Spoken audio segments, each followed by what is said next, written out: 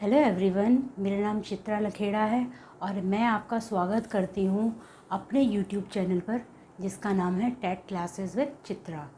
Students, अभी हमने अपने प्रीवियस सेशन में ज्योग्राफी का फर्स्ट चैप्टर किया था जिसका हमने आधा पार्ट कर लिया था।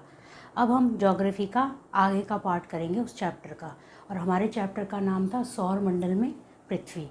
तो चलिए देखते हैं। हम लोग चंद्रमा तक कर चुके थे, तो थोड़ा सा मैं आपको ऐड करवाती हूँ कि पृथ्वी का एक शेप छूट गया था कि पृथ्वी का आकार कैसा है। हमारी पृथ्वी का आकार भू आभ। पृथ्वी पूरी तरह हमारी गोल नहीं है, याद रखिएगा, सर्कुलर नहीं है बिल्कुल भी। कैसी है?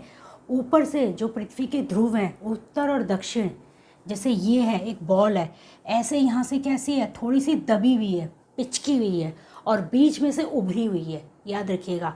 और उस वाली शेप को बोलाता है भू आभ, जिसे इंग्लिश में बोलते हैं जियोइड। ये बहुत बार आता है सीटेट में क्वेश्चन कि पृथ्वी का आकार कैसा है, तो पृथ्वी का आकार कैसा है? भू आभ यानी जियोइड के जैसा है। ऊपर से पिचकी हुई, अपने ध्रुवों से पिचकी हुई है, और बीच में से सेंटर में से क्या है, उभरी हुई है, जिसको क्या बोलते हैं हम? भू आभ। दूसरा मैंने आपको पहले ही बता दिया था कि चंद्रमा क्या है? पृथ्वी का प्राकृतिक उपग्रह है, यानी पृथ्वी के ही जो चक्कर लगा रहा है, जिसे कहते हैं नेचुरल सैटेलाइट। क्या है हमारा पृथ्वी का? चंद्रमा। लेकिन कुछ सैटेलाइट मानव निर्मित भी होते हैं, याद रखिएगा, जिन्हें कृत्रिम सैटेलाइट भी बोला जाता है कई बार। और वो क्या है हमारे? ये कृत्रिम पिंड होते हैं। ये कैसे होते हैं? कृत्रिम पिंड होते हैं जो हम लोगों ने, हमारे साइंटिस्ट ने क्या किया, अंतरिक्ष में भेजे हैं। ठीक है, हमारे वैज्ञानिकों ने अंतरिक्ष में भेजे हैं वहाँ की जानकारी को इकट्ठा करने के लिए, हमें भी पता चले कि अंतरिक्ष में क्या क्या चल रहा है। तो ये क्या होते हैं? मानव निर्मित सैटेलाइट है ये। और ये कौन कौन से हैं? ये हैं हमारे इनसैट, IRS और एड्यूसैट। ये हमारे 3 क्या है? मानव निर्मित उपग्रह हैं जो वैज्ञानिकों द्वारा निर्मित किए गए हैं, जिन्हें अंतरिक्ष में भेजा गया है ताकि वहाँ की जो अंतरिक्ष का जायज़ा लिया जा सके, क्या क्या चीज़ें हैं। अंतरिक्ष से वो लोकेशन भेजते हैं और पृथ्वी के बारे में भी कई चीज़ें बताते हैं कि कब मानसून आएगा या और भी चीज़ें, ये सारे फैक्ट्स बताते हैं हमारे मानव निर्मित उपग्रह, जिन्हें कृत्रिम पिंड बोला जाता है, याद रखिएगा। नेक्स्ट अब हम चलते हैं अपना, मैंने आपको बताया था कि हमारे कितने हैं टोटल हमारे 8 ग्रह हैं। तो कुछ ग्रहों के आसपास क्या पाए जाते हैं? छल्ले से पाए जाते हैं। ये देखिए, बृहस्पति, शनि और यूरेनस, ये 3 ग्रह ऐसे हैं जिनके क्या है, ऐसे रिंग्स ही पाई जाती हैं, छल्ले, जिन्हें क्या बोला जाता है? वलय भी बोला जाता है, वलय। कई बार क्वेश्चन आता है कि ऐसे कौन से ग्रह हैं जिनके आसपास क्या पाए जाते हैं? छल्ले पाए जाते हैं। तो वो है हमारा बृहस्पति, शनि और यूरेनस। क्या पाए जाते हैं? इनके आसपास छल्ले पाए जाते हैं। नेक्स्ट आ गए हम शूद्र ग्रह। शूद्र मतलब छोटे। ये क्या है हमारे शूद्र ग्रह? ये ग्रहों के ही टूटे हुए टुकड़े हैं, याद रखिएगा, ग्रहों के ही। जब कभी बिग बैंग थ्योरी, आपको पता है कि बहुत ब्रह्मांड में क्या हुआ, बहुत बड़ा विस्फोट हुआ था, और उसी से ही हमारे ग्रह और ये जो उपग्रह हैं, ये तारे, इन सब का निर्माण हुआ है। तो जब वो विस्फोट हुआ है तो उसमें क्या, ग्रह भी एक दूसरे से टकराए और क्या बन गए? छोटे छोटे शूद्र ग्रह। तो ग्रहों के टूटे टुकड़े हैं ये, याद रखिएगा। शूद्र के क्या है? हमारे ग्रहों के छोटे छोटे टूटे हुए टुकड़े हैं। और ये हमारे कहाँ पाए जाते हैं? मंगल और बृहस्पति के बीच में ऐसे एक पट्टी सी जा रही है, इस तरह से छोटे छोटे टुकड़ों की, ऐसे असंख्य पिंड है, गोल गोल ऐसे, मंगल और बृहस्पति। क्वेश्चन आता है कई बार कि जो शूद्र ग्रह क्या है, वो शूद्र ग्रह ग्रहों के ही टूटे टुकड़े हैं और कहाँ पाए जाते हैं? मंगल और बृहस्पति के बीच में पाई जाती है एक पट्टी, मोटी सी पट्टी। और ये क्या है? इनके अंदर असंख्य, क्या है ये? असंख्य पिंड है। ये पिंड, छोटे छोटे पिंड जो एक समूह में इकट्ठे, ये ऐसे इकट्ठे हुए हैं और क्या बना रहे हैं? एक मोटी सी पट्टी बना रहे हैं बीच में। उल्का पिंड। उल्का पिंड क्या होते हैं? उल्का पिंड। आसमान में जब बिग बैंग थ्योरी हुई थी तो क्या हुआ था कि पत्थरों के टुकड़े भी, जो भी चीज़ आसमान में जाती है वो घूमती रहती है। तो जब ब्लास्ट होता है तो क्या होते हैं? ग्रहों के ही छोटे छोटे टुकड़े। तो ये क्या बन गया? शूद्र ग्रह। इनसे भी और छोटे छोटे टुकड़े, इनके भी टूटे, तो क्या हो गए? वो उल्का पिंड। क्या है? पत्थरों के छोटे टुकड़े हैं, पत्थरों से ये पत्थरों के टूटे टुकड़े क्या हैं? ये आसमान में तैर रहे हैं, एक तरह से घूम रहे हैं। लेकिन कई बार क्या होता है कि आसमान में घूमते घूमते कई बार क्या होता है, ये हमारे सौर मंडल में आ जाते हैं। याद रखिएगा, ये हमारे हमारे अलग अलग मंडल है हमारे वायुमंडल के, पता ही होगा आपको। तो ये क्या करते हैं, क्षोभ मंडल, समताप मंडल, तो ये कई बार क्या आते हैं वायुमंडल की जो मध्य मंडल है वहाँ पर आ जाते हैं। कई बार ये घूमते घूमते गुरुत्वाकर्षण एकदम से जब खींचती है पृथ्वी अपनी ग्रेविटी से, जो गुरुत्वाकर्षण बल है पृथ्वी का, ये कई बार उसको खींच लेता है। और जब ये आते हैं मध्य मंडल में तो क्या करते हैं, ये मध्य मंडल में आके ये जब आते हैं तो वायु से जब इनका घर्षण होता है तो ये जल जाते हैं। और कई बार ये जलकर सीधे पृथ्वी पर गिर जाते हैं, कई बार तो बाहर ही चले जाते हैं। लेकिन कई बार कुछ क्या होते हैं, जलकर पृथ्वी पर टकरा जाते हैं। बड़े बड़े जले हुए, जैसे कहते हैं उल्का पिंड, कई बार आसमान में दिखता है कि तेज़ लाइट सी जा रही है जलती हुई, आग का गोला जिसे कहते हैं, वही है ये उल्का पिंड। ये क्या होता है, पत्थरों के टूटे टुकड़े होते हैं। जब वो हमारे वायुमंडल में आते हैं, जब पृथ्वी खींच लेती है अपनी तरफ, अपनी पृथ्वी के अंदर गुरुत्वाकर्षण बल है, ग्रेविटेशनल फोर्स के कारण जब वो खींचती है, तो जब ये मध्य मंडल में आते हैं तो ये जल जाते हैं घर्षण के कारण। और कई बार इनके जले हुए टुकड़े क्या होते हैं, वो हमारी पृथ्वी पर ही आकर क्या करते हैं, गड्ढा कर देते हैं। इतना गर्म होता है कि जहाँ पर भी पड़ता है ये बहुत बड़ा छेद बना देता है। तो ये होते हैं हमारे उल्का पिंड। हमने शूद्र ग्रह, याद रखिएगा, शूद्र ग्रह ग्रहों के टूटे टुकड़े हैं, और उल्का पिंड आ जाएगा तो पत्थरों के टूटे टुकड़े। क्वेश्चन आता है कि शूद्र ग्रह नहीं गिरते हैं, उल्का पिंड ये बहुत छोटे छोटे होते हैं, लेकिन क्या आते हैं हमारे वायुमंडल में आकर क्या हो जाते हैं, ये जल जाते हैं घर्षण के कारण, और कई बार पृथ्वी पर आकर गड्ढा कर देते हैं। कई बार आपने देखा होगा कि आकाश गंगा, देखिए आकाश में गंगा की तरह पट्टी दिखती है आसमान में, ऐसे कुछ इस तरह से। इसमें बहुत सारे तारे, कुछ इस तरह से, तो हज़ारों लाखों जिसे कहते हैं ना, बहुत ही सारे तारे एक ऐसे पट्टी साफ सफ़ेद सी बनाकर चलते हैं, कुछ इस तरह से, ऐसे। और इसी आकाश गंगा का सौर मंडल भी है, ऐसे कुछ इस तरह से बनाकर चलते हैं पट्टियाँ। ये क्या कहलाती है, हमारी आकाश गंगा। जैसे गंगा नदी से इसको कंपेयर किया गया, याद रखें। आकाश में चौड़ी सी पट्टी, सफ़ेद पट्टी जा रही है, समझ गए। और वो क्या कहलाती है, हमारी आकाश में तैरती हुई गंगा है। देखो गंगा नदी हमारे पास भी, और क्या है, आकाश में एक वाइट कलर का एकदम ऐसा घूमता हुआ जाता है, सफ़ेद रंग का चौड़ी सी पट्टी, सफ़ेद चादर सी, वो क्या कहलाती है, हमारी आकाश गंगा।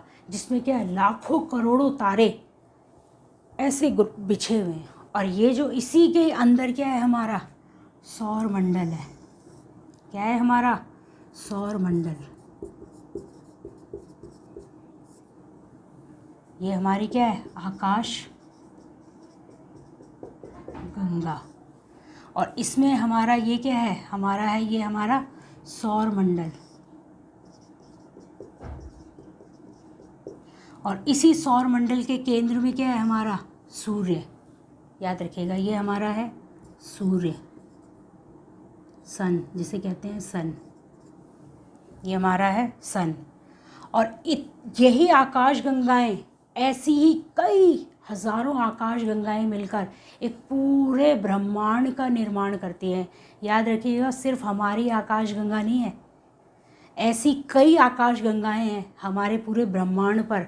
जो ये आकाश गंगा भी किसका रूप है, पूरे यूनिवर्स का। यानी ऐसी ही आकाश गंगा एक और होगी, ऐसी ही आकाश गंगा और उसके अंदर मंडल, ऐसी ही आकाश गंगाएं, कई आकाश गंगाएं हैं जो किसका निर्माण कर रही है, हमारे यूनिवर्स यानी ब्रह्मांड का। याद रखिएगा, ब्रह्मांड के अंदर कई आकाश गंगाएं, उसमें से एक आकाश गंगा है हमारी जिसका नाम है आकाश गंगा है मिल्की वे। याद रखिए, ठीक है। उस मिल्की वे का एक हिस्सा क्या है, हमारा सौर मंडल। उस सौर मंडल के बीच में 1, 2 और 3 ये हमारी क्या है, पृथ्वी। क्या है, हमारी पृथ्वी। तो यानी इतना बड़ा ब्रह्मांड है जिसमें कई सारी आकाश गंगाएं हैं। उन आकाश गंगाओं में से एक आकाश गंगा हमारी है, जिसमें एक सोलर सिस्टम है, सौर मंडल है। उस सौर मंडल का भी एक छोटा सा पार्ट हमारी पृथ्वी है। और उस पृथ्वी के अंदर हम कहीं पता नहीं कहाँ एक छोटी सी जगह पर रहते हैं। तो यानी कि ये जो ब्रह्मांड है या आकाशगंगा है, इनके बारे में अभी हमें बहुत ही कम पता चला है। सिर्फ हम इतना जानते हैं कि हमारे 8 ग्रह हैं या उनके उपग्रह हैं या परिक्रमण या घूर्णन काल पता चला है। और कुछ भी जानना, अभी बहुत कुछ जानना आवश्यक है, समझ गए। तो इसीलिए वैज्ञानिक लगातार क्या कर रहे हैं, नए नए अनुसंधान कर रहे हैं, नई नई भविष्यवाणियाँ करते हैं, नई नई चीज़ों की खोज करी जा रही है कि हम लोग पता करें कि और क्या क्या चीज़ें हमारे ब्रह्मांड में, हमारी आकाशगंगा में, या सिर्फ अभी तक तो सौर मंडल भी नहीं पूरा हुआ है हमारा। अभी तक तो हम अपनी पृथ्वी के बारे में इतना नहीं जानते हैं, तो बहुत कुछ जानना बाकी है। तो स्टूडेंट्स, ये हमारा फर्स्ट चैप्टर हो गया है। देखिए स्टूडेंट्स, सीटेट में बहुत सारे क्वेश्चंस आए हुए हैं इस चैप्टर से, तो कुछ मैंने आपको, ये बार बार रिपीट होते हैं तो ये आप याद रख लीजिएगा, ठीक है। कई बार एक क्वेश्चन आता है क्या कि वो छल्ले जो रिंग्स पाई जाती हैं वो किन ग्रहों के बीच में पाए जाते हैं, छल्ले। तो मैंने आपको बताया था बृहस्पति, शनि और यूरेनस। याद रखिएगा, सीक्वेंस बदल देते हैं, बृहस्पति, शनि, मैं रेड पेन से कर देती हूँ आंसर्स।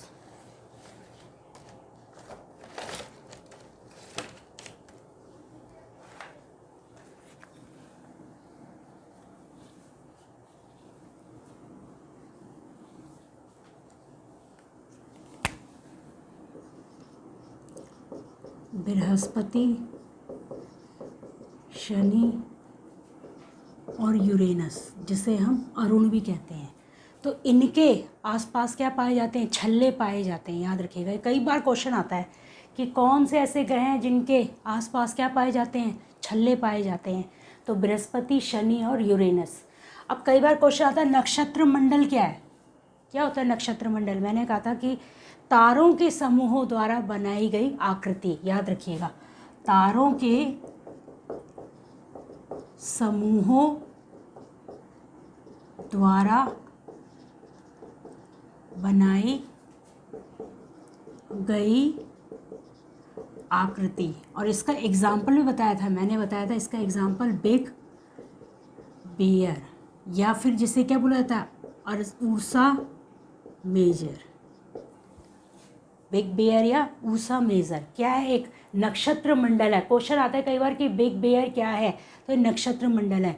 या फिर एक नक्षत्र मंडल का उदाहरण बताओ, तो क्या आ जाएगा, बिग बेयर या उर्सा मेजर। नेक्स्ट आता है सप्तऋषि किसका भाग है। तो सप्तऋषि क्या है, एक क्या है, वो भी एक नक्षत्र मंडल, लेकिन किसका भाग है। तो सप्तऋषि क्या है, बिग बेयर या फिर उर्सा मेजर नक्षत्र मंडल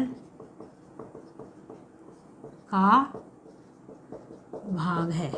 याद रखिएगा, इसका आंसर ये सप्तऋषि क्या है, बिग बियर या उर्सा मेजर नक्षत्र मंडल का क्या है, एक छोटा सा भाग है। सप्तऋषि को स्मॉल बियर बोला जाता है और उर्सा मेजर को बिग बियर बोला जाता है।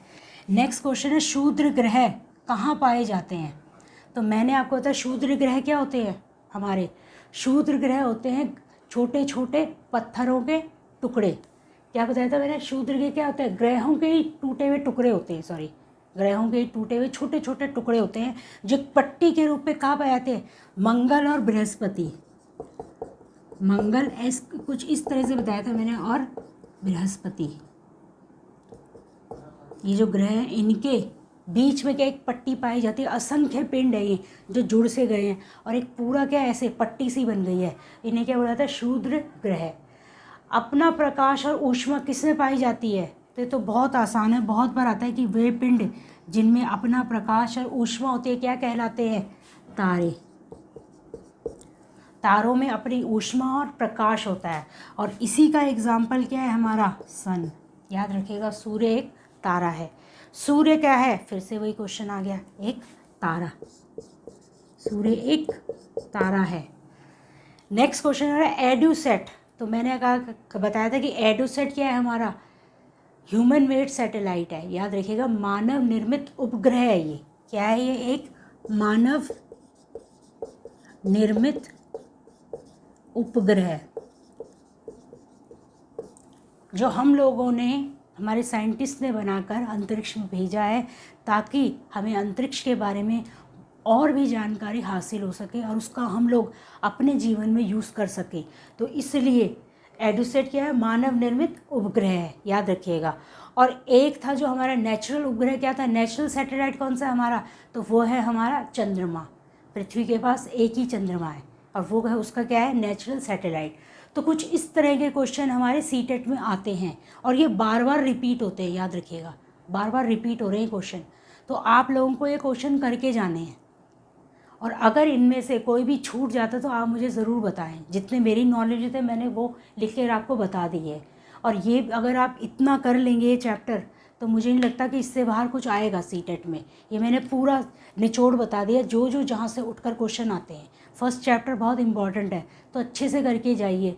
कोरोना चल रहा है मानते, लेकिन वे पढ़ाई को भी जारी रखिए, क्योंकि आप लोग ऑफलाइन तो क्लासेस होंगी नहीं। तो कोशिश कीजिए कि डेली एक एक चैप्टर आप लोग तैयार करें और बाद में जब भी एग्ज़ाम होता है तो बस एक बार रफली उसको पढ़ें और पेपर आपका आराम से निकल जाएगा। तो चलिए, आपकी आज की क्लास में इतना ही। अगली वीडियो में मिलते हैं, तब तक के लिए नमस्कार।